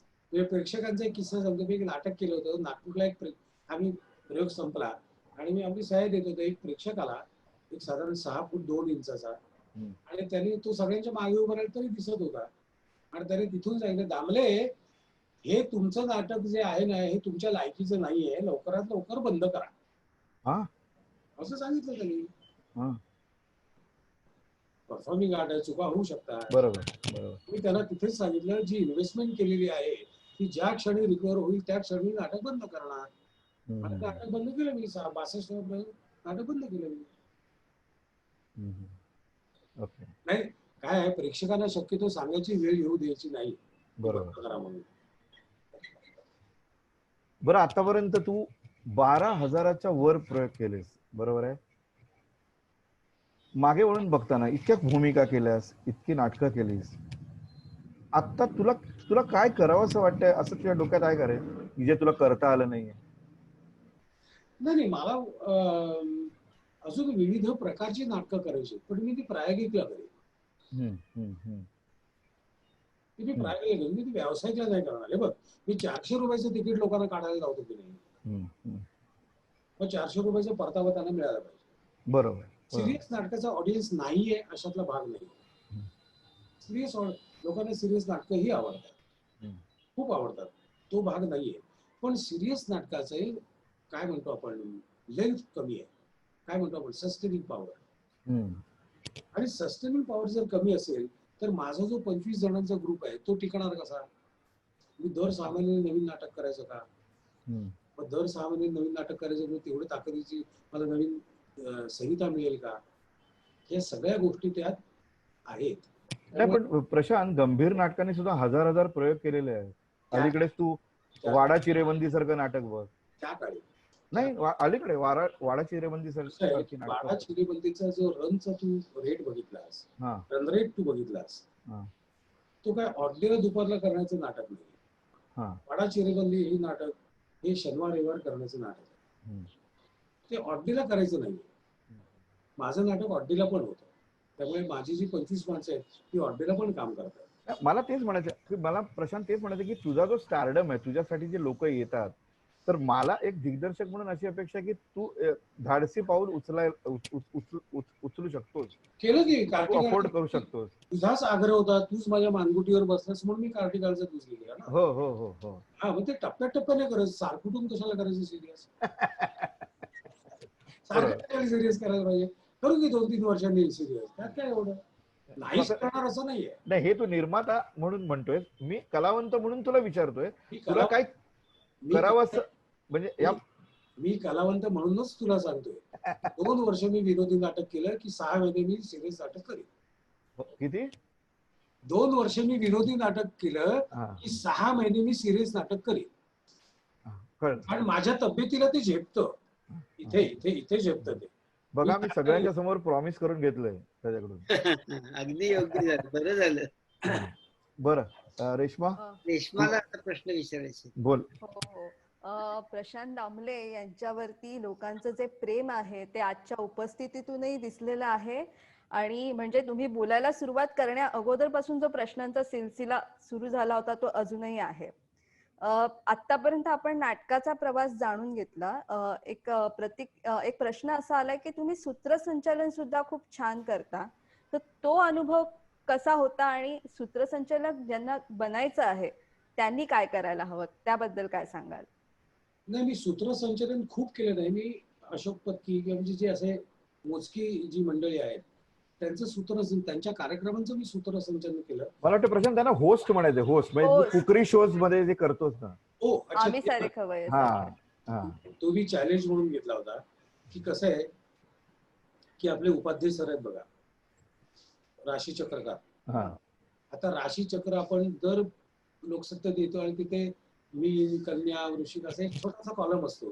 त्यांच्याकडे जागा आहे म्हणून त्यांनी ते टाकले नाहीये, ते लोक वाचतात म्हणून त्यांनी ते टाकलेलं आहे. बरोबर. तर बरं ते वाचतात, बरं त्यांना आपल्याला काही त्याच्यावर फारसा काही प्रभाव पडत नसतो, पण ती सवय लागलेली आहे. पण राशी चक्रकारांनी म्हणजे उपाध्याय सरांनी त्या राशीवर त्यांनी जो राशी चक्र नावाचा जो अतिशय रसाळ असा कार्यक्रम केला. राशी सारख्या वृक्ष विषयावर जर राशी चक्रकार किंवा इतका छान रसाळ कारण मिळू शकत असतील तर हे जी रेसिपीचा जो कार्यक्रम आहे तो रसाळ आहे दिसायला, पण त्यात रिपिटेटिव्ह खूप आहे. तेल तापत ठेवा, मग त्याच्यात ते फोडणी टाका, मग मिरच्या टाका, हेच आहे सगळं. मग त्यात वेगळं आपल्याला काय करता येईल interesting. So I accepted that as a challenge, की तिथे येणारे जे सासू सुना आहेत किंवा जे कपल्स आहेत त्यामध्ये आपल्याला भांडणं कशी लावता येतील आपल्याला. हा म्हणजे थोडस चाकचूक कसं होईल, म्हणजे फोडणी जशी तडतडते तसं ते आलेलं कपल त्याच्यामध्ये कसं चाकचूक होईल, त्याच्या दोघांमधल्या उत्तरामध्ये विसंगती कशी दिसेल हे दाखवण्याचा मी प्रयत्न केला. आणि दॅट वॉज अ चॅलेंज. मी 9 वर्ष केलं ते. पण नंतर म्हटलं आता बस पदार्थच संपले, किती खायचे आणि काय करायचं. तर आपल्याला जर असं कोणाला काही इंटरेस्टिंग कार्यक्रम करायचा असेल तर एकतर आपल्याला खूप छान बोलता आलं पाहिजे, मराठी भाषेवर प्रभुत्व असणं गरजेचं आहे, खूप वाचन पाहिजे आणि समोरच्या माणसाला चुकवता आलं पाहिजे. उमेश मोरेल यांचा प्रश्न आहे, नाटक सुरू असताना उत्स्फूर्तपणे ठरलेला एखादा कलाकार संवाद विसरला किंवा संवादामध्ये अचानक बदल केला, असे काही प्रसंग घडलेत का? तर त्याबद्दलचे अनुभव काय? सांग. नाही, मी खरं सांगू का रेश्मा, याचं उत्तर मंगेश कदम उत्तम देईल. म्हणजे आम्ही पार्श्वभूमी सांगतो की आमचं जे नाटक होतं कुठलं आपलं ओळख ना पाळक. तर ओळख ना पाळकच्या नाटकामध्ये काही महिन्यांचा कालखंड पडला होता, काहीतरी वेळ गेला होता. 20 दिवसानंतर तो प्रयोग होता, 20-22 दिवसानंतर प्रयोग होता, शिवाजी मंदिरला प्रयोग होता. आणि आम्ही सुरू झालं त्या नाटकामध्ये. मी स्मृतिभ्रंश झालेला आहे, मला पूर्वीचं काही आठवत नाही. आणि हा इन्स्पेक्टर आहे. आणखीन तो मला त्या आतमध्ये बोलावतो त्याच्या केबिन मध्ये, आणि तो मला काही प्रश्न विचारतो ज्याच्यामध्ये काहीतरी त्याला संगतीचा सापडेल असं त्याला वाटत असतं. प्रयोग सुरू झाला, म्युझिक सुरू झालं, अनाउन्समेंट झाली, पडदा उघडला, प्रशांत आला, टेबलवर बसला. इन्स्पेक्टर असतो तो बसला टेबलवर. आणि अरे हवालदार म्हणून मी आतमध्ये आलो. मी उभा राहिलो. आता प्रशांत पहिला डायलॉग आहे तो बोलणार. तर प्रशांत माझ्याकडे असं बघत होता. मी म्हटलं असं काय बघतोय माझ्याकडे, आणि मला म्हणाला काय. तर मी म्हटलं काय काय म्हटलं असं काय करतोय हा बोलत का नाही पुढे. नंतर माझ्या लक्षात आलं की हा ब्लँक आहे, हा कम्प्लीट ब्लँक झाला. बरं मी त्याला काही सांगू शकत नाही कारण मला स्मृतिभ्रंश झालेला आहे. त्यामुळे मी 1-2 सेकंद वाट बघितली आणि मी म्हटलं साहेब मी आज जाऊन पडू का. तर प्रशांत मला थांबता एकटा इथे करू काय. तो मला सांगत होता की तू जाऊ नकोस, तू आणि काही केला. मला पुढे काही जाता येईना, त्याला पुढे जाता येईना. मी एक्झिट घेतली, प्रशांत मागोमाग आला आणि विंगेत आम्ही अरे प्रशांत काय करायचं. अरे मला म्हणाला अरे मंगेश माझं ऐक, चल परत आत सुचेल काहीतरी. म्हटलं मला काही सुचत नाहीये, तू चल तर खरं. असं म्हणून त्याने मला आतमध्ये नेलं, खेचत आतमध्ये असं नाही असं करत करत तो टेबलवर गेला. आणि एका सेकंदात पुन्हा ती पोझिशन आली आणि ती कडी सुटली. प्रशांतला ते वाक्य आलं आणि पुढे आम्ही बोलायला लागलो. पण ती प्रशांतच्या आयुष्यात तोही रेकॉर्ड झाला असता, तो झाला नाही. ती चालू नाटक. त्याच्यानंतर इंटरव्हल झाल्यानंतर आम्ही पुढचा पूर्ण अंक दरवाजे बंद करून पुढचा पूर्ण अंक आम्ही बोललो आणि नंतरच दुसरा अंक सुरू केला. हे मी आयुष्यात विसरू शकत नाही. आयुष्यात नाही, मी तर विसरूच शकत नाही. आणि काय झाले ते चेहरे, बापरे. बरं त्यात झालं काय, प्रेक्षकातून ऐकू आलं विसरला. हा जेव्हा तो परत आणलं ना मला, तेव्हा एक बाईचा आवाज मी अजूनही माझ्या कानात आहे, हे बहुतेक विसरले असावेत असं जेव्हा म्हणाला, तेव्हा आम्ही खूपच खजील झालो. बरं मध्ये याने एक फोन लावला, काय आठवेना म्हणून. नाही मध्ये तो त्यांनी फोनकडे बघितलं, तर म्युझिकवाल्याला वाटलं की माझं काहीतरी चुकलं म्हणून त्यांनी फोनची बेल वाजवली, कर रिंग. आता उचलला आणि मला काय रॉंग नंबर आणि ठेवून दिला. त्यामुळे सगळी तारांबळ झाली होती. काही सेकंद आम्हाला तासासारखी वाटली होती. पुढे शिवाजी आरळकर यांचा एक प्रश्न आहे की परदेश दौऱ्यातल्या काही गमती जमती तुम्ही सांगितलं तर त्यांना आवडेल. भरपूर आहे. नाही मुलाखत तुझी आहे, ऐक ना. मला सगळ्यात महत्वाचं या अनुषंगाने सांगायचं, तुझे लंडनला प्रयोग केला होतास ना संशय कल्लोळ. हा त्याचं सांगतो ते फारच म्हणजे बरं का. It was a challenging game की लंडनला, आपल्या इकडे लंडनला अशी एक गल्ली आहे की तिथे सगळी नाटकाचीच थिएटर, सगळी थिएटर नाटकाची लाईव्ह. बरं. तर तिथे ना पिकॉक नावाचं एक थिएटर आहे, ते 111 वर्ष जुनं थिएटर आहे. आणि संशय कल्लोळ त्याच वर्षी देवालांची 100 वर्ष झाली होती. त्यामुळे आम्ही असं ठरवलं की 100 वर्षाचं जुनं नाटक 111 वर्षाच्या जुन्या थिएटरमध्ये. आणि पिकॉक थिएटर ते अतिभव्य छान उत्तम थिएटर. आणि आम्ही इथून संशय कल्लोळचा सेट बनवला. तो सेट समुद्रमार्गे आम्ही लंडनला पाठवला, तिथून उतरवून घेतला आणि आमची 22 जणांची टीम, पूर्ण 22 जणांची टीम आम्ही लंडनला गेलो. तिथे नाटक म्हणजे बरं, तिकडचं त्या नाटकाचं त्या थिएटरचं भाडं 17 लाख रुपये होतं पूर्ण दिवसाचं. आणि ते पूर्ण दिवसच घ्यावं लागतं. ते इकडे जसं 3 तास घे रे, इथे ते पूर्ण दिवस घ्यावं लागतं. 17 लाख रुपये त्याचं भाडं होतं. But we accepted the challenge. खूप मेहनत घेतली. माझ्या तिकडचा जो माझा मित्र आहे हर्षवर्धन सोमण आणि अमृता सोमण, ते त्यांनी तिकडचे सगळे अरेंजमेंट केली होती. आणि it was a big challenge की अख्खा सेट तिकडे घेऊन, कारण तो 1.5 मजली सेट आहे. संशय कलरचा सेट 1.5 मजली आहे. त्यामुळे तो अख्खा सेट तिथे न तुटता नेणं, तिथून सोडवणं कस्टम्स मधून, तो तिथून बाहेर आणणं, तो सगळा सेट लावणं आणि प्लस ह्याच्यावर प्रेक्षक येणं हे फार गरजेचं आहे. पण संपूर्ण युरोपातून, म्हणजे मला आठवतंय आपले पार्लेचे जे अच्युत गोडबोले आहेत, त्यांना मी रिक्वेस्ट केली की तुमची जेवढी मित्रमंडळी आहेत लंडनमध्ये त्यांना कृपया तुम्ही एक तिकीट 2-2 तिकीट घ्यायला सांगा. पण असं 1-1, 2-2 तिकीट करून आम्ही 637 तिकीट घेतली होती. ते महत्वाचं. आणि 637 लोक त्या नाटकाला आले होते. आणि इतका अभिमानाचा जो क्षण होता की आजपर्यंत त्या गल्लीत मराठी नाटक झालं नव्हतं आणि त्या गल्लीत जाऊन आम्ही मराठी नाटक केलं. That was wonderful experience. हा प्रश्न खरं तर म्हणजे कलाकारांना विचारला जातो हल्ली, पण 2 वेगवेगळ्या प्रकारे आलाय तो. धनंजय देवी यांनी असा प्रश्न विचारलाय की एखाद्या नाटकाचे खूप प्रयोग होतात आणि त्यातील भूमिकेत कळत नकळत व्यक्ती म्हणून शिरलं जातं. अनेक वेगवेगळ्या भूमिका करताना वास्तवात परत येताना काही स्थित्यंतर होतात का? शारीरिक मानसिक रित्या ते आंदोलनं कशी हाताळता? आणि दुसरा, तुम्ही उत्तर थोडंसं दिलंय मगाशी खरं, की मानसिक आणि शारीरिक फिटनेस कसा काय राखता? पहिल्या प्रश्नाचं उत्तर देतो. नाटकात काम करताना मी हे लक्षात ठेवतो की मी नाटकात काम करतो, त्यामुळे प्रत्यक्षात येण्याचा काही विषयच येत नाही. प्रत्यक्षात येण्याचा विषय आला तर मग मी देशोधडीला लागेल. म्हणजे गेला माधव पुढेकडे 2 बायका आहेत, प्रत्यक्षात काढायचं ते त्यामुळे नाटकात काम करतो म्हणजे नाटकात काम करतो. मला माहिती आहे मी नाटकात काम करतो. It is my profession. त्यामुळे जसं तुम्ही जसं बॅग घेऊन तुम्ही ऑफिसमध्ये जाता आणि ऑफिस सुटलं की बॅग घेऊन घरी निघता, तसंच मी माझ्या नाट्यगृहात जातो, नाटक सुटलं की बाहेर निघतो. हा झालं पहिल्या प्रश्नाचं उत्तर. दुसरं, मानसिक आणि शारीरिक फिटनेस. शारीरिक फिटनेससाठी काही गोष्टी करायला लागतात, त्या करतो.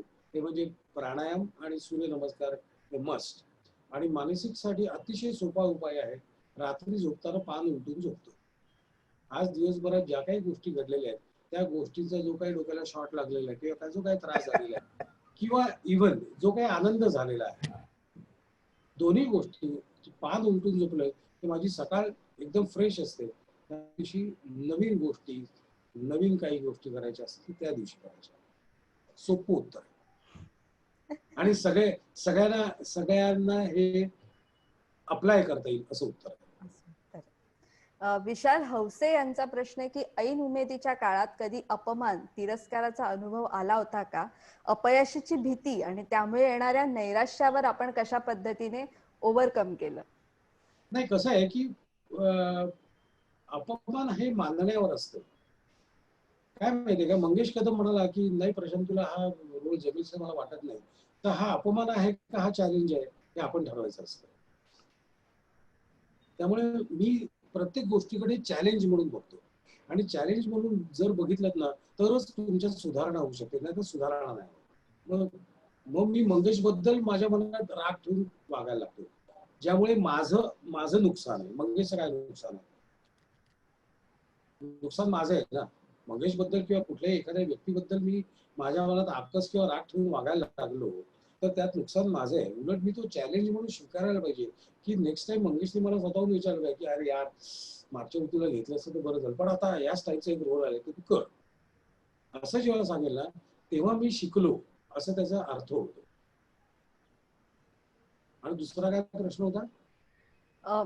त्याच्यावर म्हणजे नैराश्य जे येतं त्याच्यावर ओव्हरकम कसं केलं? सांगितलं ना, पान उलटतो, समजतो, विशेष समजतो. डोक्याला काही त्रास करून घ्यायचं नाही.